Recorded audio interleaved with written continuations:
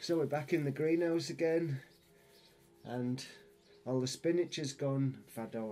Dug it all out, eaten it all up, sick of the sight of spinach. So these tomato plants here, they propagated from tomatoes that fell into the ground, and they grew on their own in between the spinach. And as I was pulling out the rest of the spinach, I saw them in there, so I took them out and put them in pots. And I don't know what to do with them yet. I'll plant them in the garden, or I don't know, we'll see. And what you can see here, I've planted now, there's an aubergine, some sort of paprika, another sort of paprika, and a third sort of paprika. Now, I'm a bit of a cheat really, because some people say you should grow everything from seed, but seeds are quite expensive here to buy. And if I buy a packet of paprika seeds, I don't need, for example, 50 plants. And so I go to a little nursery in the village. It's not a mega place, like a big garden centre, it's just a little small nursery. And I bought these plants here for €1 each. And that's 3 different sorts of paprika there. An aubergine, an eggplant. And once again, same with the seeds. I didn't buy the seeds because I don't particularly like aubergines that much, but my wife likes them now and then. So 1 plant's enough. And so it's not really worth buying a packet of seeds. The seeds that just go to the nursery and buy 1 plant for €1. There's some bits and pieces in pots. Cheating again, that's basil that I grow from supermarket leftover basil. And some various bits and pieces in there, salad and rocket, cos lettuces from seeds there. And I won't put those in the garden because I've got such a problem with slugs here. It's been raining so much that they'll be gone tomorrow if I plant them in the garden. And this area here's going to be for the Japanese peppers. They'll go in there. They've still got a little while to grow. And I put them at the front so they get maximum sunshine, and they grow right up to the top, and it's always a really good crop of the peppers. And once you've tasted them Japanese peppers, then you've got to grow them every year really. I've noticed I've been getting a lot of new subscribers recently, and the little message that I get to tell me I've got new subscribers, that's on a different email side somewhere, and I've forgotten the password to get in that thing, so I never know if anybody's subscribed to me. But anybody who's subscribed in the last few months, thanks a lot. Nice to have more people on board and more people to have a look in the greenhouse. And the greenhouse has had about 500,000 people looking in it now. So that's quite a weird feeling that I'm sitting here in the greenhouse and there's 500,000 people all surrounding it, looking in what I'm doing. There's no one there now, but do you know what I mean? So I thought I'd tell you all a bit about myself. I'm situated in South Germany, but I'm born in Leeds. And quick curriculum vitae, is that necessary? Is that right? And left school at 16, did an apprenticeship, company went bust. Went travelling around Europe doing itinerant land work, you know, picking oranges, picking grapes, picking cherries, you name it, I've picked it and planted it.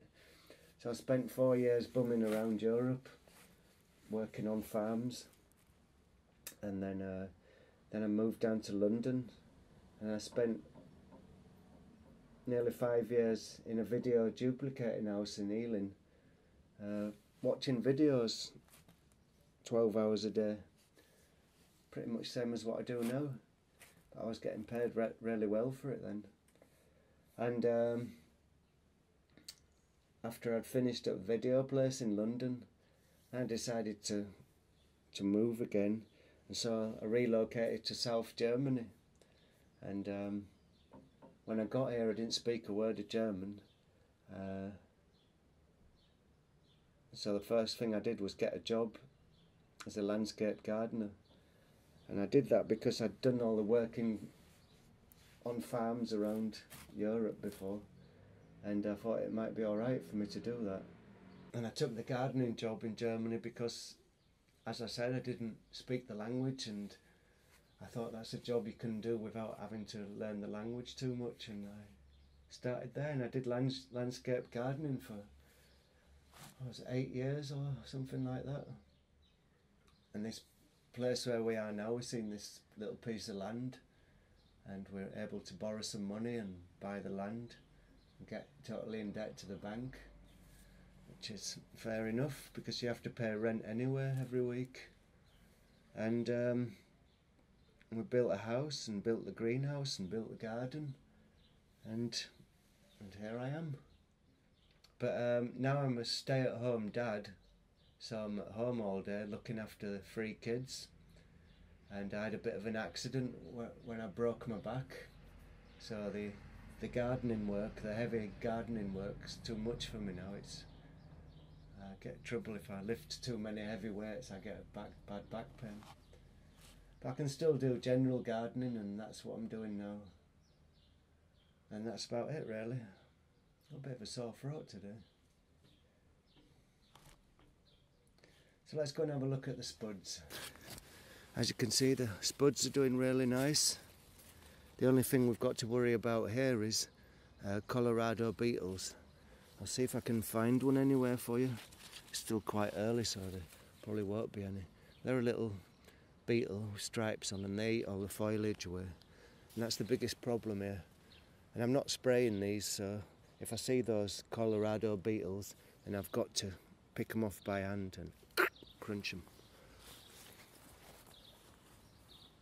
I don't see any beetles, I don't see any foliage being eaten at the moment, but it's better to come down every day and have a quick look just to check for those beetles, because once they get going they can absolutely destroy your whole crop. You see the beans are already starting to climb up the swing, and they're even starting to spiral. So this one, you should start spiraling soon. I'll climb up there. Here's a funny little thing. There's a piece of cherry wood that I pruned off. I think it was in February, and I've used this to make a climbing frame. And the poor thing thinks it's still alive, and he's put out little blossoms on this piece of wood, using the residual energy that's still stored in the wood. Peas coming along nicely. They're starting to get the little trailers, and they can start working their way up into these bushes soon. In amongst the peas, got some runner beans here, just to fill it out a bit. Grapes are getting the very first grapes on there. There's the very first grapes there and there. I don't know if they'll ripen. We'll just have to see. But I haven't really had an idea what to plant these grapes on, so I'm just letting them go wild as they do in nature and climb up into this lilac bush here.